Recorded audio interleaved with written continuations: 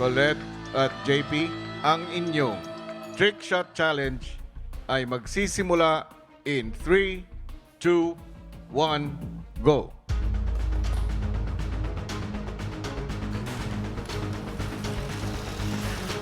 Okay na. Be?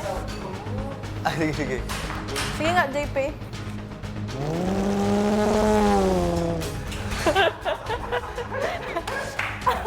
Atras mo konti, atras mo konti. 1, 2, 3, go. Tama lang.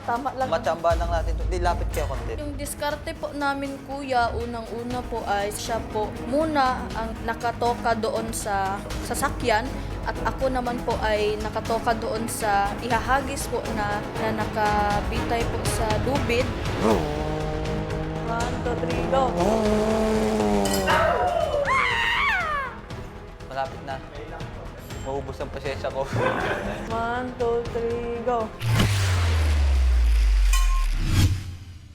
Uy! In-observe ko po kuya. 1, 2, 3, go!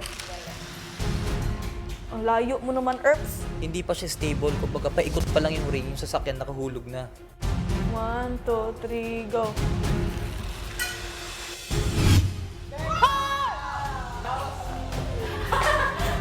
Ang pinaka-epektibo kuya, nung dumaan na yung ring dun sa dulo ng paa, nung daan, tsaka ko inire-release.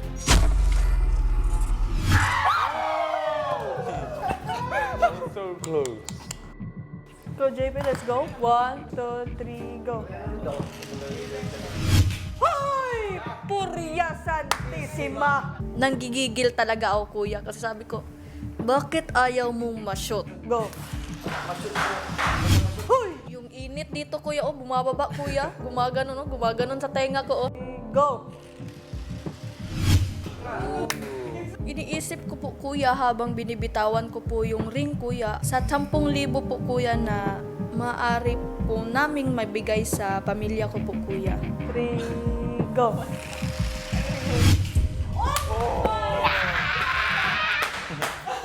That was so close. Gusto ko po manalo talaga. Para kahit papano din po, matulungan ko po si Ate Colette. 3, go! 3, go! Lapit na ako mainis. Masakit na yung vator ko. Nakikita ko po si JP na binibigay niya din po yung lahat ng effort niya po, kuya, para po sa task na ito, kuya. Laging malapit yung red, no?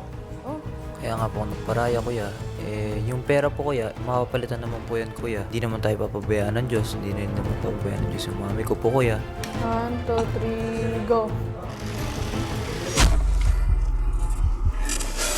Ay!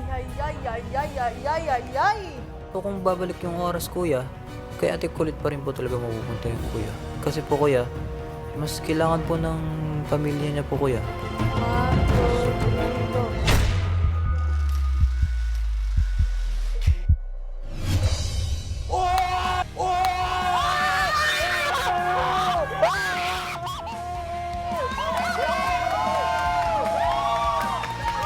JP at Colette, kayo ay nagtagumpay. Makukuha ninyo ang 25% ng inyong weekly budget. Dahil nagtagumpay kayo dito sa inyong challenge, ibig sabihin ay makukuha ninyo ang 25% ng inyong weekly budget. At bukod doon ay may pagkakaloob nyo pa sa pamilya mo, Colette, ang 10,000 pesos. Congratulations! Thank you po, kuya. Itadakimasu! Grabe, no? Tignan mo, 50 minutes. Thank you kasi yan, binigay mo sa akin yung 10K. At alam ko naman na kailangan mo din yun. Pero yung ganun yung thank you kasi kasi hirap kuya hirap magdesisyon lalo na pag dapat isa lang sa inyo ang makuha.